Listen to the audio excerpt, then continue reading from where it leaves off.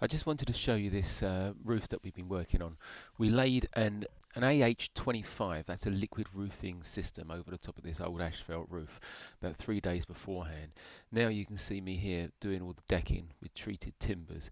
It's quite amazing how many meters of timber it's taken to build it up, but I built it up in such a way that the water can run quite freely underneath it to get to the gully, and also I needed to build it up to quite a height for decking. The decking that we're going to be putting over the top of it is called smart decking, and I really wanted to show you it because I've never used it before.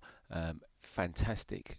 It just looks like wood, cuts like wood, looks like wood, feels like wood, and 25-year guarantee. You'll see it going down in a second.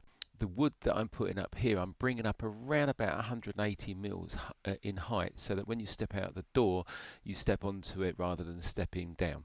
You can see here the smart decking going down, spaced out and just screwed down with specialist screws that they actually give you, which matches the colour of the decking. You can see it looks fantastic, really strong.